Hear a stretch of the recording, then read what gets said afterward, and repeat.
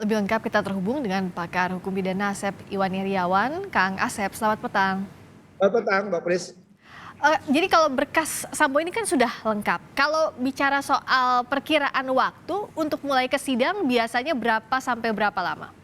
Ya kalau sudah berkas nanti kan jaksa akan membuat dakwaan ya. Tapi Ya. kan perkara ini bagi jaksa sudah biasa, perkara pembunuhan.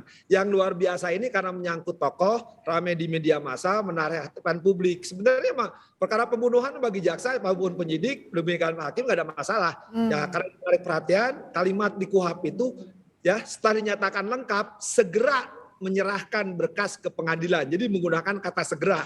Batasan waktu tidak ada. Biasanya berpacu dengan tahanan. Kalau ditahan jangan sampai tahanannya habis. Itu aja, Pak.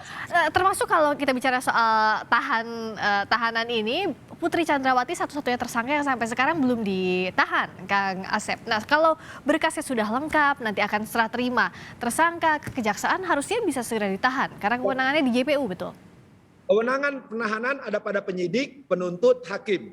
Syarat penahanan pasal 21, ancaman lebih 5 tahun, takut menghilangkan barang bukti, mengulangi atau ya. Nah, ketika itu syarat objektif ada kewenangan pada penyidik, tidak menahan, sekali lagi kewenangan penyidik. Sekarang diserahkan kepada jaksa. Jaksa bisa menahan atau tidak. Ya, biasanya kalau tidak ditahan, kemudian ditahan di penyidik oleh penuntut, di hakim juga ditahan juga. Bisa juga enggak. Di polisi ditahan, di penyidik enggak, di hakim enggak. Karena itu kewenangan masing-masing otoritas penegak hukum sendiri. Jadi kalau sekarang PC tidak ditahan di polisi, ya mungkin juga nanti oleh jaksa ditahan karena memenuhi persyaratan tadi. Lebih dari 5 tahun, takut menghilangkan barang bukti, takut mengulangi lagi, ya. Nah, itu juga akan menjadi kewenangan penuntut umum untuk menahan. Jadi kalau nanti berkas diserahkan, ya selanjutnya tahap berikutnya. Nah, karena itu sudah ada sejak diserahkan kewenangan jaksa penuntut umum, maka penuntut umum jaksa itu ya bisa menahan. Karena ini yang jadi bahasan kan, Kang Asep, kenapa PC nggak ditahan oleh penyidik begitu? Nah, sekarang kalau kewenangan udah di penuntut, penuntut menganggap ada syarat objektifnya terpenuhi, bisa ditahan begitu ya kalau dipertegas lagi?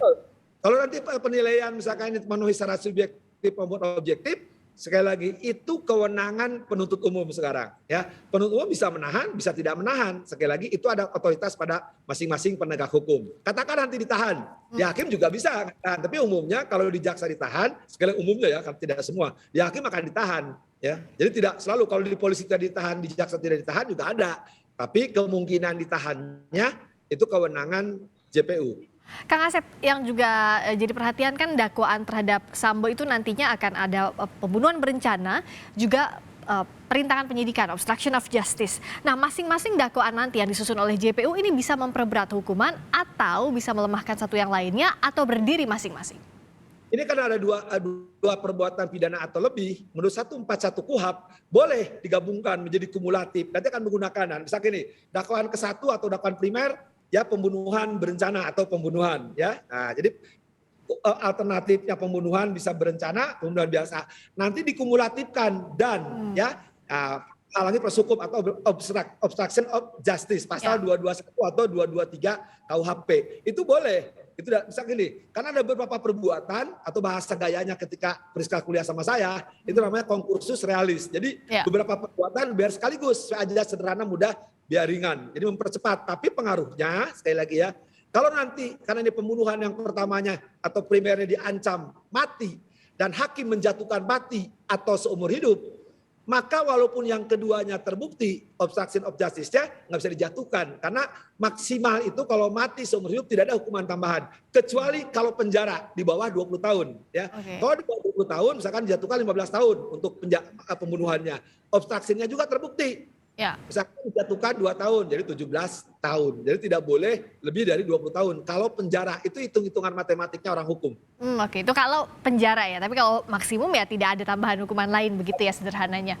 Nah, kalau nanti kan pembuktian di ruang sidang ini yang akan menarik adalah apa yang disampaikan keterangan saksi. Meskipun ini salah satu saja alat bukti menurut KUHP, tapi yang jelas adu kuat antara kuasa hukum keluarga Yosua dan kuasa hukum Verdi Sambo maupun tersangka lainnya. Apakah ini jadi salah satu poin yang menentukan? Ya, yang dibuktikan di persidangan itu fakta peristiwa kejadian oleh alat bukti. Alat bukti yang sah itu ya, keterangan saksi, keterangan ahli, surat petunjuk, keterangan terdakwa. Jadi misalkan FS ya. Nah, dakwa kan pembunuhan berencana, dia sebagai aktor intelektual ya, sebagai dominus ya, aktor dominus pelaku ya, yang utama ya. Nah, dia harus dibuktikan 340-nya. Barang siapa terbukti dia orang ya. Dengan sengaja dia harus mengetahui dan menghendaki perbuatan itu ya. 3, menghilangkan, jelas ada yang hilang yaitu J. Nah, nanti uraian jaksa harus jelas, cermat, lengkap, CJL, pasal 143 ayat 2. Kalau enggak batal demi hukum. Itu di formalitasnya. Nanti di persidangan itu akan dibuktikan. Hilang nyawa, ada forensik, ditembak, siapa yang nembak? Nah, atas perintah kan lain. Tusuk ya. Nanti apa yang dilakukan KM sebagai terdakwa, apa yang dilakukan oleh FS, apa yang dilakukan oleh PC, itu akan dibuktikan di persidangan. Jadi siapa berbuat apa, apakah dapat pertanggungjawaban? FS dapat, KM bisa, FS bisa, PC bisa, kecuali Kalau nanti catatan khusus ya pasal 51 itu bisa, tapi nanti soal lain. Tapi yang jelas kalau FS, PC, ya, KM, RR. Nah itu nampak nanti akan rangkaiannya. Tapi saya tidak ungkap lebih lanjut. Tadi itu kan rahasia. Nanti pengacaranya enak gue kasih tahu. Nah yang penting tadi menyiapkan bagaimana pembuktian unsur pidananya, sederhananya begitu ya Kang Asep ya nanti itu di persidangan. Nah bicara soal pembuktian unsur pidana pembunuhan berencana, kalau kuasa hukum dari pihak Ferdy Sambo menyebut bahwa Ferdy Sambo sudah menyesali perbuatannya. Nah arahnya apakah akan menuju ke kemungkinan meringankan pidana dari pasal pembunuhan berencana? Kalau orang nyesal berarti ngakui ada perbuatan ya. Oh nyesal dosa, nyesal membunuh, nyesal mencuri, nyesal. Berarti ada perbuatan pidananya begitu ya Kang? Nah itu nanti hal yang meringankan. Berat ringannya hukuman hakim wajib mempertimbangkan ya, yang bersangkutan itu nanti bla bla bla apa penyesalannya. Nah tapi kalau nanti bertele-tele berbelit-belit di persidangan, nah itu juga salah yang betul memberatkan. Nyesal tapi berbelit-belit di persidangan misalkan ya. Nah kan sekarang nampak nanti tuh. Apalagi jago rekayasa, kalau jago rekayasa kan pinter tuh, ya sekali bohong terus berbohong, namanya juga kan kata orang Bandung mah emang kudu kanyahoan gitu kan, tapi kan ini sudah fakta udah terungkap, sebenarnya sidang udah terjadi di media sosial. Sudah terjadi, sudah digelar gitu ya Kang Asep ya. Nah, pilihan hakim itu sekarang mati, seumur hidup atau penjara, itu pilihannya sekarang. Kalau unsur saya kira itu sangat gampang, jaksa juga pintar lah kalau yang gini. Dan apalagi pembunuhan berencana ini ya sebenarnya kasus yang umum. Pengacara siapapun, 1000 pengacara pun apapun, saya berani pertaruhan. Kalau ini pasti terbukti kok pembunuhan, apalagi udah nyesali, apalagi udah dipecat PTDH. Jadi kalau menyesali perbuatannya ada sanksi PTDH juga sebenarnya pemberhentian tidak dengan hormat, berarti ada perbuatan pidananya. Nah soal perbuatan pidana ini sebenarnya unsur yang dibuktikan ini bisa sekali terlihat sejak sekarang ya Kang Asep? Ya terlihat kan 340 maupun 339 ya hampir sama. Cuman kalau 338 berencananya tidak ada. Jadi gini unsur itu barang siapa itu orang atau badan hukum. Jelas orang kan terdakwanya. Ya dengan sengaja willen and weten bahasa Belanda dia harus mengetahui dan menghendaki ya. Nah, apakah dia menghendaki enggak, mengetahui enggak? Nah pasti kan ada pembunuhan, pasti udah waktu persidangan kode etik juga nampak. Sekarang mengatakan menyesali ya, nggak mungkin dipecat kalau enggak dia membunuh ya sengaja. Direncanakan kita akan tahu entah dari Magelang, entah dari Saguling ke Duren.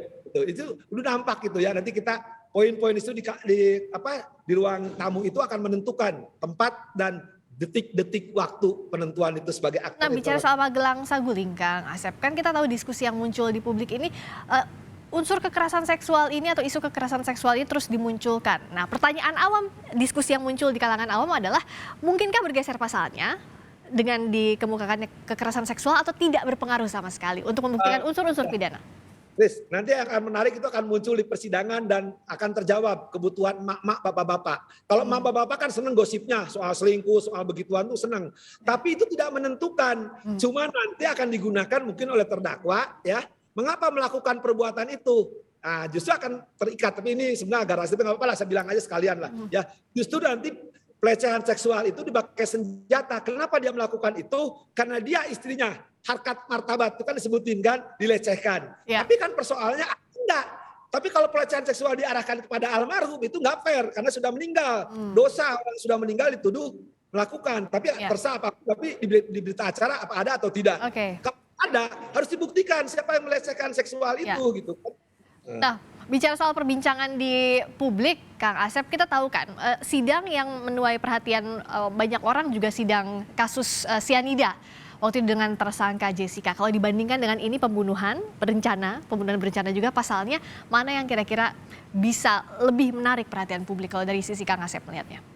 Kalau di cyanida ya, pelakunya itu kan pidana itu kebenaran material, hanya rekaman tangan, tapi tidak ada yang melihat. Jadi itu disangsikan. Saya sekali lagi, saya ulang, saya termasuk tidak yakin itu pembunuhnya, ya, Mirna. Saya itu pertaruhkan sekali lagi.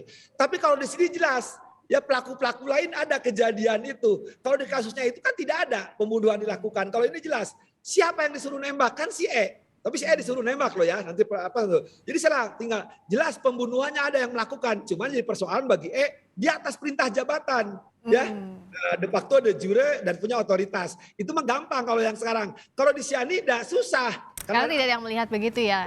Orang Tidak bertemu, lebih rumit harusnya dengan kasus cyanida ya. ada peran yang tidak jelas itu. Jadi siapa lagi pelakunya kalau bukan dia, itu logika yang dibangun. Itu udah jadi kita hormati. Tapi sampai sekarang mohon maaf ya, di kasus cyanida saya termasuk, ya memang bukan saja dia pelakunya, tapi susah pembuktiannya karena hanya rangkaian-rangkaian gitu kan, atau juga dia bukan pelakunya, itu bisa perdebatan. Tapi kalau yang kasus sekarang pembunuhannya jelas hilangnya, siapa yang menghilangkan itu dari awal sampai akhir ketahuan kan nembak. Oke, siapa yang menyuruhnya, siapa yang melakukannya sudah jelas begitu ya peran-perannya. Aktornya, sementara ini kan FS. Ada yang membantu atau ikut serta. Jadi kalau yang perkara ini sangat gampang sekali gitu. Tapi jadi perhatian karena melibatkan aparat begitu ya Kang Asep ya di kasus pembunuhan berencana dan banyak yang ditarik di sini. Terima kasih Kang Asep Iwan Iryawan, pakar hukum pidana telah bergabung di Kompas Petang. Kita nantikan segera sidang kasus Verdi Sambo.